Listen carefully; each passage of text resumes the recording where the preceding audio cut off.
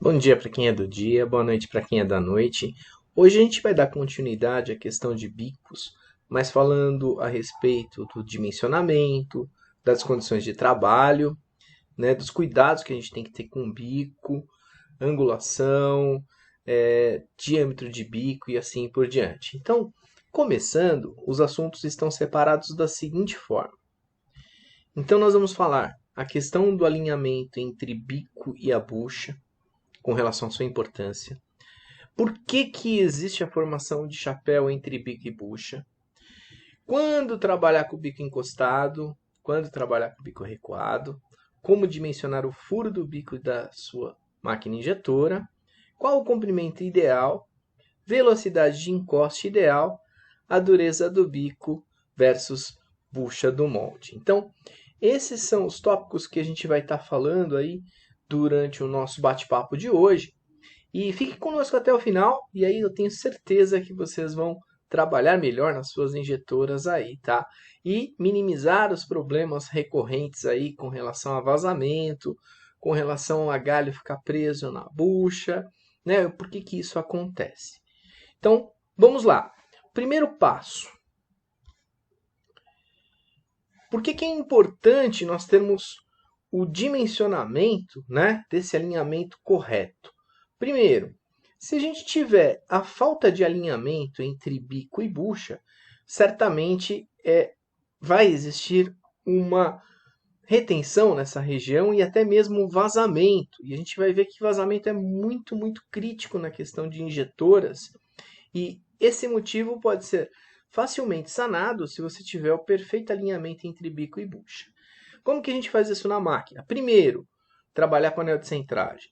Segundo, ter o bico da máquina alinhado com a furação do anel de centragem da máquina. Tá? O pessoal às vezes acaba descuidando disso e só vai tomar ciência quando um problema maior acontece.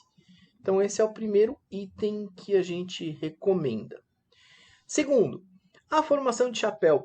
Por que existe basicamente a formação de chapéu nessa região e por que isso é crítico? Veja, esse chapéu é uma retenção que vai acontecer no momento da extração dessa bucha. Então, toda essa área em amarelo vai vir junto com o galho, tá? Então, a possibilidade desse canal ficar preso aqui é enorme.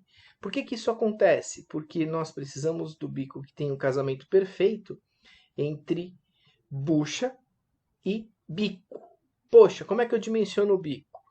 O bico ele tem que ter uma angulação um pouquinho menor do que a bucha de injeção para ele casar exatamente na região da bucha, evitando certamente esse chapéu. Poxa, e outros problemas podem acontecer? Lógico, se tiver amassamento, algum outro item e até mesmo a falta de centralização provoca esse tipo de chapéu. Tá? Então, nesse momento, tivemos um problema de amassamento entre bico e bucha, o ideal é que a gente corrija para que não tenhamos problemas de processo. Então, por isso que acontece a formação de chapéu. Além da dimensão do furo do bico ser ligeiramente menor do que a bucha. Tá? Depois a gente vai falar um pouco mais a respeito desse dimensionamento. Bom, quando trabalhar encostado, quando trabalhar recuado, né? Aqui a gente já está vendo um problema de vazamento que ocorreu entre bico e bucha. Né? Claro que aqui é um exagero, mas infelizmente isso ainda acontece dentro das empresas. Por que trabalhar com o bico encostado? Trabalhar com o bico encostado te dá um conforto de não ter aquele escorrimento que muitas vezes o pessoal acaba deixando acontecer durante o processo de parametrização de máquina. Às vezes uma questão de acerto de temperatura, às vezes uma questão de regulagem de descompressão, deixa aquele bico vazando. E também a questão do não casamento entre bico e bucha, como foi mostrado na primeira imagem, né, que você não tem o casamento perfeito entre bico e bucha, isso vai ocasionar vazamento. Tá. Existem condições de processo que você consegue monitorar isso? Lógico que existe. Existe checklist que o pessoal precisa verificar se há algum tipo de vazamento? Sim, existe, mas é um problema recorrente. Poxa, e na opção de trabalhar encostado e trabalhar recuando? Eu, pessoalmente, gosto muito de trabalhar encostado. Por quê? Trabalhar encostado dá um pouco mais de trabalho, mas existe um conforto maior, porque qualquer tipo de vazamento que haja no processo, ele vai atrapalhar no seu processo, vai incorrer em peças ruins. E claro, ninguém quer trabalhar com desperdício, né? E trabalhar recuando, certamente vai ter um pequeno desperdício ou um grande desperdício, dependendo de como você parametriza a sua máquina injetora, na questão de temperaturas, na questão de descompressão e assim por diante. Então, se você tem dúvida de como trabalhar encostado, como trabalhar recuando na sua máquina, bom, fica a dica aí. Sempre tente trabalhar encostado. Só trabalhe recuando se realmente o bico estiver esfriando, se tiver uma troca térmica muito grande e você não tem parâmetros de processo para trabalhar recuando. E se tiver que recuar, o vídeo anterior nós falamos que existem bicos valvulados e assim por diante para evitar esse escorrimento de material, esse desperdício adicional de matéria-prima. Como dimensionar o bico de injeção? Tá. O furo do bico ele tem que ser compatível com a bucha, ligeiramente menor. Ligeiramente menor. Então o que acontece? Muitas vezes a gente pega ou esse furo exagerado em relação à bucha, que aí vai ter o problema do chapéu, ou esse furo muito pequeno, e aí ocorrem restrições de processo. Com relação a se você vai trabalhar com bicos que são em ângulo ou bicos que são em grau, isso depende da padronização da sua máquina. Né? Certamente você deve ter um padrão, e normalmente se usa esses dois tipos de padrão. Ou é ângulo ou é grau. E ter convites, né? Não ter regiões de estagnação de material. Isso também é muito importante para o bico.